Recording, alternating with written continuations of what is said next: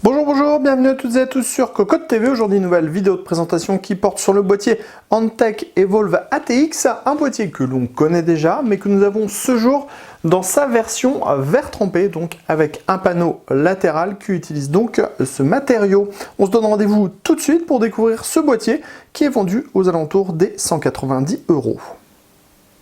Nous voilà devant ce Evolve ATX avec ses panneaux en verre trempé qui sont présents à gauche mais aussi à droite. On va y revenir. Quelques dimensions avant: 235 mm de largeur sur 495 mm de hauteur et donc 510 mm de profondeur. Le poids est de 11 kg environ pour cette version avec panneau en verre trempé. Alors, on le répète, on le connaît déjà, ce boîtier, puisqu'on l'a déjà testé dans sa version classique. On a des parties en aluminium qui font 3 mm d'épaisseur. On a des panneaux en verre trempé de chaque côté qui font, eux, 4 mm d'épaisseur. Et clairement, avec les panneaux en verre trempé, le boîtier est encore plus beau que la version classique avec les simples vitres en plexiglas. Allez, on fait le tour.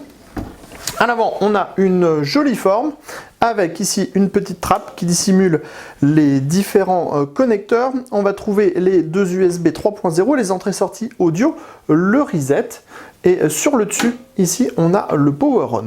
Ensuite, on a une grande plaque en aluminium avec ici une diode, une fois que le PC est allumé, et des ouvertures, ce qui laisse penser que nous avons des ventilateurs derrière. Pour démonter le tout, on tire tout simplement le tout par le bas.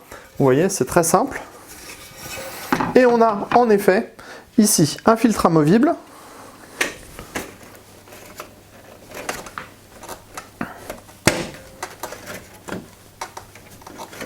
qui se démonte assez facilement, mais qui se démonte normalement en passant par derrière. C'est un petit peu plus simple. On a un grand filtre amovible qui protège bien tous les emplacements, donc c'est vraiment hermétique. Et on a deux ventilateurs de 140 mm qui sont livrés de base. Le tout est compatible avec les radiateurs de water cooling en 360 mm.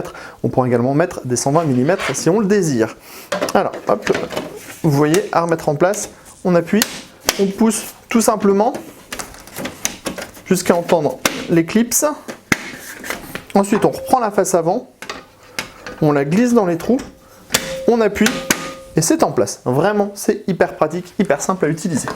Ensuite, sur le côté droit, comme sur le côté gauche, on le répète, on n'y reviendra pas, on a un panneau en verre trempé de 4 mm d'épaisseur. Ce qui est intéressant, c'est qu'il est dépoli sur les côtés et il a une forme légèrement arrondie, ce qui fait que ça vient bien se marier avec l'ensemble du boîtier. On est sur les mêmes lignes et on a également du noir plus foncé sur les bords pour cacher la structure. Sachez également que c'est monté sur des patins en caoutchouc, qu'on a une petite rondelle en caoutchouc sur la vis à main et que les pourtours sont eux aussi moussés, donc pas du tout de vibration possible. En dessous, on a les pieds en aluminium, on va y revenir.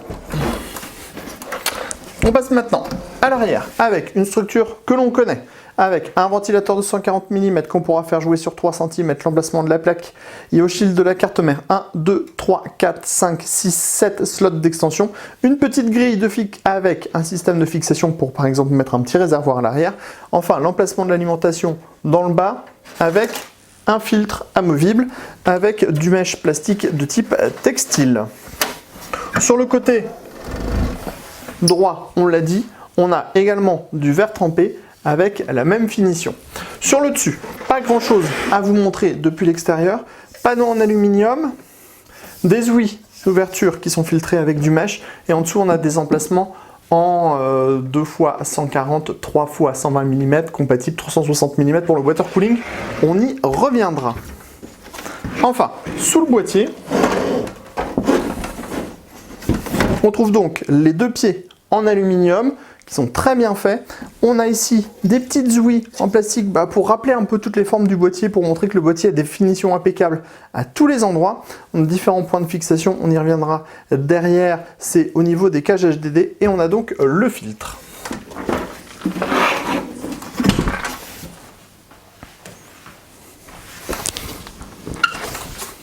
On va pouvoir passer à l'intérieur. À l'intérieur, on connaît déjà bien le châssis, on sait qu'il est très bon. Alors, on a un large accès backplate, on a des passages avec des caches en caoutchouc absolument partout, et on a ici un gros cache au niveau de l'alimentation. À l'avant, on trouve les emplacements en 2 fois 140 mm, 3 fois 120 mm, radiateur de water cooling en 360 mm maximum. Ici, on a une plaque qui est amovible, qui pourra soit permettre de mettre une pompe ou un réservoir, mais aussi, si on met un radiateur beaucoup plus large avec des ventilateurs par exemple en push-pull, eh bien on pourra le mettre, on aura la largeur disponible, il suffira juste de démonter la cage HDD en dessous pour par exemple la décaler. Ici on a le cache de l'alimentation, celui-ci il est perforé, donc c'est-à-dire que l'air chaud va pouvoir remonter. On vous montre ça ici. L'air chaud va pouvoir remonter si vous avez par exemple une alimentation de type passive, elle ne sera pas bloquée. On a ici un passage, la plaque dont on vous parlait, un logo Fantech, quelques petits passages et ici un dispositif pour pouvoir mettre un SSD sur le côté. Ça peut être utile surtout quand on a une vitre en verre trempé. Si on a un beau SSD, on pourra l'admirer. À l'arrière, ventilateur de 140 mm, 7 slots d'extension, montage par vis à main, petite grille avec un support. Enfin, dans le haut, on trouve cette platine qui est donc en 3 x 120 mm, 2 x 140 mm, compatible radiateur de 360 mm pour le water cooling. Et cette platine, en fait, elle est amovible. Donc en fait, vous avez 4 vis, ici, ici, ici et ici. Et pour monter votre radiateur, vous retirez les 4 vis. Vous prenez votre support et votre platine, vous le retirez, vous montez votre radiateur de water cooling dessus et vous remettez ensuite le tout en place, c'est très bien fait. Dans le fond, on n'oublie pas à cet endroit, vous voyez, on a des petits caches Fantex. En fait ici, on vous pourrait acheter en option des plateaux HDD pour pouvoir mettre des disques durs comme ceci, donc jusqu'à 5 en plus au total. Ensuite, on passe à l'arrière du plateau avec au centre un petit fan. Au centre, un fan hub pour 1, 2, 3, 4, 5, 6 ventilateurs avec gestion PWM, des plateaux SSD. Alors, on vous montre, c'est très simple à utiliser. On monte le SSD dessus et on remet en place comme ceci. Et on pourra également en monter un à l'avant, ici, comme on vous l'a montré tout à l'heure. Ici, on a les emplacements pour les paniers additionnels. Et enfin, dans le bas, on a une petite cage. Donc, une petite cage avec 2 paniers. Montage avec des cylindres en bloc en silicone pour éviter les vibrations et le tout est compatible également avec les SSD.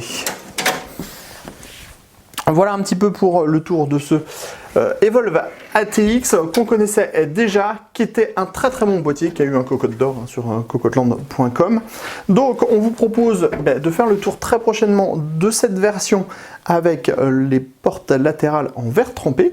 Sur ce, on vous dit à très bientôt sur Cocotte TV pour toutes nos vidéos et sur cocotland.com pour nos prochains articles. Sur ce, on vous dit à très bientôt.